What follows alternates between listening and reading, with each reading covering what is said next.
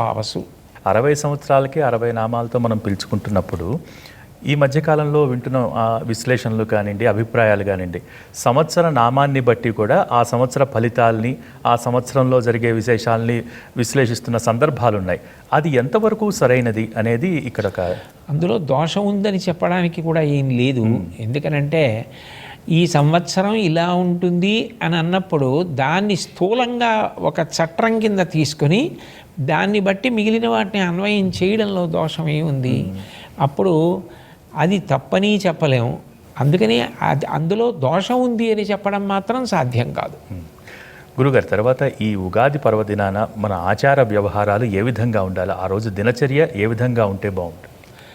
అంటే మనం ఏం చెయ్యాలి అన్నది మన స్వేచ్ఛకి కాకుండా ఋషులు మనకి ఈ పండగని ఇట్లా చేసుకోండి అని చెప్పి కొన్ని గ్రంథాల ద్వారా తెలియచేశారు. ఈ తెలుగు సంవత్సరాదిని కూడా ఎట్లా చేసుకోవాలి అన్నదాన్ని నిర్ణయించారు. సూర్యోదయాత్ పూర్వం నిద్ర లేవాలి, తలస్నానం చేస్తారు.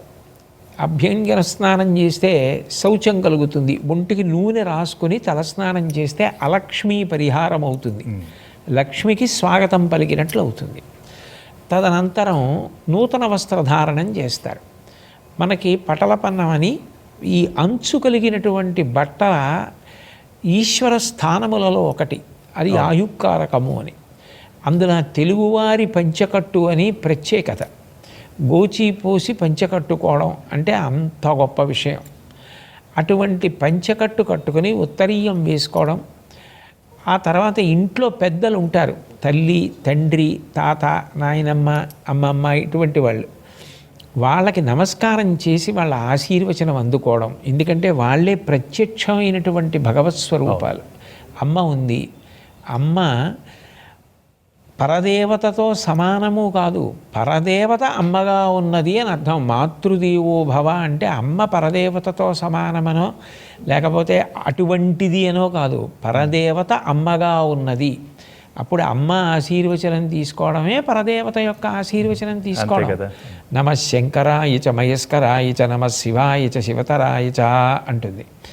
శంకరుడు ఇంట్లో తండ్రిగా ఉన్నాడు, ఆయన ఆశీర్వచనం తీసుకోవడం సాక్షాత్తు శివుడి ఆశీర్వచనం తీసుకోవడం. శివుడు స్నానం చేశాడా, శివుడు పలహారం చేశాడా మనకు అనవసరం.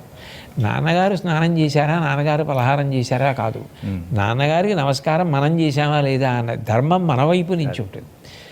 మనం నమస్కారం చేసి ఆశీర్వచనం తీసుకోవాలి.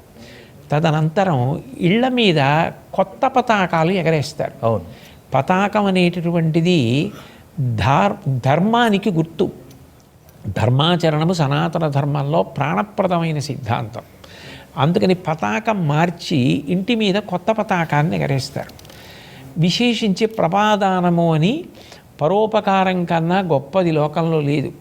ఇక్కడ మనం ఎంత సంపాదించామన్న దానికన్నా ఇతరులకు మనం ఎంత ఉపకారం చేశామన్నది ప్రధానం. ప్రాణములు నీటిని ఆశ్రయించి ఉంటాయి అని శాస్త్రం. సంజీవనం సమస్తస్య జగత సలిలాత్మిక భవ ఇత్యుచ్యతే మూర్తిర్భవస్య పరమాత్మనః అంటారు వ్యాసుల వారు లింగ పురాణంలో. ప్రాణములు నీటిని ఆశ్రయించి ఉంటాయి. ఈ వేసవి కాలంలో వేడికి తొందరగా నీరంతా ఆవిరై వెళ్ళిపోతుంది చెమటగా. ఆ నీరు దొరకకపోతే శోషించిపోతారు. ఆ శోషించిపోకుండా ఉండడానికి చలివేంద్రములని పెట్టి మంచినీరు బాటసారులకు అందిస్తారు. అలాగే మూగజీవులు ఉంటాయి, అవైతే ఎవరిని అడగలేవు కూడా. వాటి కోసమని వసంత ఋతువు ప్రారంభమవుతోంది, చైత్రమాసం వచ్చింది అంటే ఇళ్ల ముందు తొట్లు పెట్టి రోజు నీళ్లు నింపి ఉంచుతారు. మూగ ప్రాణులు, పక్షులు మొదలైనవి అటువైపు వచ్చినప్పుడు దాహం వేస్తే అవి నీళ్లు తాగి సంతోషిస్తాయి. అట్లా బాటసారులకు నీళ్ళు ఇవ్వడం, ఇవన్నీ కూడా ఈ పాడ్యమి తిథి నాడు ప్రారంభం చెయ్యాలి అని. అట్లాగే సర్వసాధారణంగా అందరికీ తెలిసిన విషయమే, ప్రత్యేకించి ఉగాది పచ్చడి అని తయారు చేసి నివేదన చేసి దాన్ని ప్రసాదంగా తీసుకుంటారు. ఇవి ఉగాది నాడు చేసేటటువంటి ఆచారానికి సంబంధించిన విశేషాలు. వీటితో పాటు చాలా చాలా ప్రధానమైనది ఏది అంటే పంచాంగ శ్రవణం. పంచాంగ శ్రవణం చేస్తారు. ఇది ఉగాది నాడు పాటించవలసిన ఆచారం. అంటే ప్రత్యేకించి ఉగాది పర్వదినాన ఫలానా దైవాన్ని మనం ఆరాధించాలి అని ఏమైనా చెప్పారా గురువుగారు గతంలో? అంటే ఇందులో మీరు గమనించవలసిన విషయం ఏమిటంటే ప్రతి వారికి కులదేవత అని ఉంటారు. ఇప్పుడు శైవులు అన్నారనుకోండి, వాళ్ళకి శివుడు ప్రధాన దేవత. శంకరాచార్యుల వారి సిద్ధాంతంలో పంచాయతనము అని ఉంటుంది పూజలు. పంచాయతనము అంటే ఉదాహరణకి చెప్తాను, నేను శైవుడిని అనుకోండి, శివుడు మధ్యలో ఉంటాడు, చుట్టూ సూర్యుడు, అంబిక, గణపతి, విష్ణువు ఉంటారు. ఆ శివుడే ఈ నలుగురిగా ఉన్నాడు అని ముందు వీళ్ళకి నమస్కారం చేసి పువ్వు పెట్టి శివుడికి ప్రధానంగా పూజ చేస్తారు. అంటే అభేదం, భేదభావాలు చూపించారు. ఈయనే దేవుడు ఇది కాదనరు.